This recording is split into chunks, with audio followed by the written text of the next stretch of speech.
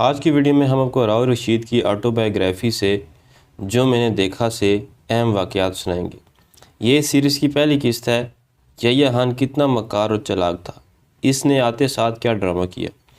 یحییٰ خان کی توم پرستی کا دلچسپ واقعہ۔ ولی خان کا پاکستان توڑنے میں کیا کردار تھا۔ راؤ رشید کو فرمان علی نے ملاقات میں آرمی کے کون سے اہم راز بتائے۔ جب مجیب لندن گئے تو ہوٹل میں ان سے کون سی اہم شخصیات ملنے آتی تھی۔ مجیب باتھ روم میں کن شخصیات سے ملتا تھا۔ جب مجیب الرحمن بنگالیوں پر غصہ ہو گئے، تم میرے بچوں کو روٹی کھلاتے ہو۔ جب مجیب نے لندن میں امریکنوں سے ملاقات کی۔ یہی سب موضوعات ہماری ویڈیو کا موضوع ہے۔ چلتے ہیں ویڈیو کی طرف۔ یحییٰ خان۔ جب یحییٰ خان نے اقتدار سنبھالا، راؤ رشید کہتے ہیں میں اس وقت پاکستان سے باہر تھا۔ چونکہ میں انٹیلیجنس میں تھا تو یہاں کے حالات کا سرکاری طور سے اور غیر سرکاری طور سے بھی اچھا خاصا علم رکھتا تھا۔ مجھے یاد ہے کہ جب یحییٰ نے اقتدار سنبھالا تو انہوں نے یہ تاثر دیا کہ وہ سیدھا سادہ عام سا سپاہی ہے اور اس کو سیاست کا کوئی علم نہیں، نہ تجربہ ہے اور نہ سیاست میں دخل دینے کی خواہش ہے۔ اس کا یہ کام ہے کہ وہ الیکشن کرائے اور اقتدار عوامی نمائندوں کو منتقل کر کے واپس چلا جائے۔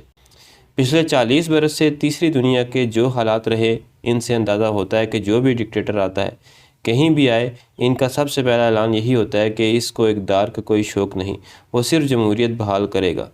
یحییٰ خان کے متعلق مجھے یاد ہے کہ لندن اکانومسٹ کے ایک آرٹیکل کی سرخی تھی، ایسا ڈکٹیٹر جو خود سے ڈکٹیٹر نہیں بنا، یعنی یحییٰ خان کے آتے ہی جو روپ تھا، اس سے باہر کے صحافی بھی دھوکہ کھا گئے کہ جس طرح سے اور جس انداز سے یہ بات کرتا ہے، یہ تو بڑا جینون اور مخلص آدمی ہے۔ لیکن شروع ہی سے میں اپنے دوستوں سے کہتا تھا کہ یہ اس نے صرف روپ دارا ہے۔ جب ایوب خان چلے گئے اور یحییٰ خان نے ایوب خان کے دفتر میں بیٹھنا شروع کر دیا تو انہوں نے کہا میری کمانڈر ان چیف والی کرسی بڑی خوش قسمت کرسی ہے، اس کو وہاں لے چلو۔ چنانچہ وہ کرسی کمانڈر ان چیف کے دفتر سے پریزیڈنٹ کے دفتر لے جائی گئی۔ بطور صدر بھی وہ اس کرسی پر بیٹھتے رہے۔ وہ اتنا توہم پرست بھی تھا، اس کا خیال یہ تھا کہ جس کرسی پر وہ بیٹھتا تھا وہ بڑی خوش قسمت کرسی ہے، تو اسے وہاں لے گیا تاکہ وہ وہاں بھی خوش قسمت ثابت ہو۔ تو جس شخص نے اقتدار عارضی طور پر سنبھالا ہو، اسے کیا ضرورت ہے کہ وہ اپنی وہ کرسی بھی وہاں لے جائے جسے وہ خوش قسمت سمجھتا ہے۔ یہ معمولی سی بات ہے، لیکن اس سے انسان کی ذہنیت کا پتہ چلتا ہے۔ اس نے 1 یونٹ توڑا، اگر وہ مخلص ہوتا تو یہ نہ کرتا۔ یہ چیز ہمارے 2 آئینوں کا حصہ تھی، 56 کے آئین اور 62 کے آئین کا۔ یہ اس نے اس لیے کیا کہ وہ اپنے آپ کو پاپولر ڈکٹیٹر کی حیثیت سے نہیں بلکہ پاپولر لیڈر کی حیثیت سے پیش کر سکے۔ یہ اس کی بدنیتی تھی، اس لیے کہ وہ اس پاپولیرٹی کے زور پر آئندہ بھی صدر رہنا چاہتا تھا۔ اگر وہ مخلص تھا تو ایک کام کرتا کہ 56 کا آئین جو کہ فوج نے توڑا تھا، جس پر ایسٹ اور ویسٹ پاکستان دونوں متفق تھے، اس کو بحال کر دیتا، اس کے تحت الیکشن کراتا تو پاکستان کے 2 ٹکڑے بھی نہ ہوتے۔ اس نے اتنے بڑے آئینی فیصلے تو کر دیے لیکن صوبائی خود مختاری کا مسئلہ طے نہ کیا، اس کو ویسے کا ویسے رہنا دیا اور اس ایشو کی وجہ سے آخرکار پاکستان کے 2 ٹکڑے ہوئے۔ اس میں ولی خان نے بھی بڑا کردار ادا کیا۔ ولی خان نے یحییٰ خان کے بھائی آغا محمد علی کو پیغام بھیجا کہ ایوب خان چلے گئے ہیں، میں بہت خوش ہوا ہوں، میں یحییٰ خان کے ساتھ تعاون کرنے کے لیے تیار ہوں، ان کو چاہیے کہ وہ 1 یونٹ توڑ دیں۔ انتخابات۔ یحییٰ خان کے زمانے میں راؤ فرمان علی کی ذات پر، ان کی سیاسی سمجھ بوجھ پر کافی بھروسہ کیا جاتا تھا۔ چونکہ سب سے مشکل مسئلہ ایسٹ پاکستان میں تھا، ان کو وہاں سویلین افیئرز کا انچارج لگایا گیا۔ سروس کے دوران میرے ان سے زیادہ تعلقات نہیں تھے اور نہ کبھی ہم اکٹھے رہے۔ ہمارا ایج گروپ بھی مختلف تھا۔ وہ آپریشن کے لیے لندن آئے، آپریشن کے بعد وہ ہفتہ 10 دن میرے پاس ہی ٹھہرے، اس لیے کہ میرے گاؤں کے ہیں۔ تو پہلی دفعہ ان سے مفصل ملاقات ہوئی۔ چونکہ میری جاب انٹیلیجنس کی تھی، ان کا سیاست سے بڑا واسطہ تھا اور وہ خود اس وقت فوج میں سیاست کے ایکسپرٹ تھے، اس لحاظ سے ان سے کافی بات چیت رہی۔ میں نے ان سے پوچھا کہ جو الیکشن آپ کرا رہے ہیں، اس میں کسی قسم کا نتیجہ نکلے گا تو پھر کس طرح سے بات بنے گی، اس لیے کہ ایسٹ پاکستان کے بے شمار لوگوں سے مل کر مجھے بالکل مختلف اندازہ ہوتا تھا جو ویسٹ پاکستان کے لوگ تھے۔ دونوں کے خیالات میں کافی فرق تھا۔ راؤ فرمان بڑے اچھے موڈ میں تھے، انہوں نے وہ ساری اسکیم مجھے بتائی کہ الیکشن کے رزلٹ یہ ہو گئے۔ اس طرح سے اقتدار مضبوط فوج اور کمزور مجیب کے درمیان رہے گا، اس لیے وہ حکومت نہیں چلا سکے گا، پھر ہمارے لیے اسے ہٹانا بڑا آسان ہوگا۔ میں سمجھتا ہوں کہ یہ ان کی خوش فہمی تھی۔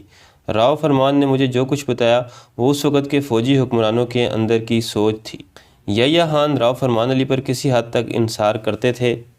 اس کا اندازہ اس سے بھی ہوتا ہے کہ یحییٰ خان وہاں سرکاری دورے پر آئے، الیکشن سے تھوڑے دن پہلے کا واقعہ ہے۔ وہ بڑے فکر مند تھے کہ راؤ فرمان بیمار ہیں، اسے فوری طور پر ایسٹ پاکستان بھجوایا جائے کیونکہ وہاں حالات ٹھیک نہیں تھے۔ تو انہوں نے ہمارے میڈیکل ایڈوائزر سر الیگزینڈر کو بلا کر خاص طور سے ہدایت کی کہ اس کا علاج جتنی جلدی ہو سکے کروائیں تاکہ یہ جلدی ایسٹ پاکستان جانے کے قابل ہو۔ مجھے وہاں اس کی اشد ضرورت ہے۔ مجیب لندن میں 1970 کی بات ہے، مجیب الرحمن لندن آئے۔ ابھی الیکشن نہیں ہوئے تھے اور نہ وہ اکثریتی پارٹی کے لیڈر تھے، لیکن برطانوی حکومت نے انہیں اس طرح سے ٹریٹ کیا جیسے وہ سربراہ مملکت ہو۔ فارن آفس کے آدمی ان کے استقبال کے لیے گئے۔ فارن آفس کی کار انہیں ہوٹل تک پہنچانے آئی، جس سے لگتا تھا کہ وہ یہ سوچ رہے ہیں کہ اصل لیڈر آئندہ مجیب الرحمن ہوگا، یا تو وہ پلان کر رہے تھے کہ بنگلہ دیش کا صدر ہوگا یا یہ کہ پاکستان کا وزیر اعظم ہوگا۔ بہرحال اس کا استقبال انہوں نے سربراہ مملکت کی طرح سے کیا۔ مجیب الرحمن کے جاگنے سے پہلے ہی لوگ آنا شروع کر دیتے تھے۔ جس ہوٹل میں وہ ٹھہرے تھے ان کے پاس 2 کمرے تھے۔ پہلے ڈرائنگ روم بننا شروع ہوتا تھا، پھر ان کا بیڈ روم بننا شروع ہو جاتا تھا۔ صبح سے لے کر شام تک بیچارے کے پاس تل دھرنے کو جگہ نہیں تھی۔ ہر آدمی اس سے بات کرنا چاہتا تھا۔ اس صورت میں کسی کے ساتھ کوئی خاص بات کرنا ہوتی تو اسے وہ باتھ روم میں لے جایا کرتے تھے۔ یہاں میں نے ایک شخص دیکھا، ہمارے جو معراج خالد صاحب ہیں، ان کا بھی یہی حشر ہوتا ہے۔ ایک انگریز مجھ سے ملا، پوچھنے لگا مجیب الرحمن پڑھتا کب ہے؟ اس لیے کہ اتنا بڑا لیڈر ہو اور اسے حکومت کا سربراہ بھی بننا ہو، اس کے لیے تو بڑا ضروری ہے کہ وہ معیشت، سیاسیات اور بین الاقوامی معاملات کے جو رجحانات ہیں ان پر گہری نظر رکھے۔ لیکن اس بیچارے کو فرصت ہی نہیں ہوتی کہ وہ کوئی سنجیدہ پڑھائی کر سکے۔ چنانچہ میں نے اس انگریز سے کہا کہ وہ پڑھتا نہیں، وہ اخبار بھی نہیں پڑھتا۔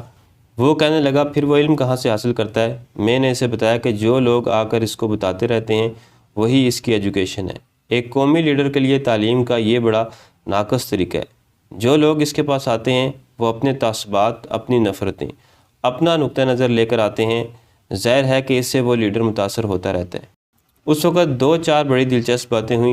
جو ایسٹ پاکستانی سے ملے انہوں نے مجیب سے پوچھا ٹھیک ہے ہم مان لیتے ہیں کہ آپ اسمبلی میں اکثریت حاصل کر لیں گے، آپ وزیر اعظم بھی بن جائیں گے، ہمیں آپ یہ بتائیں کہ اس فوج کا آپ کیا کریں گے؟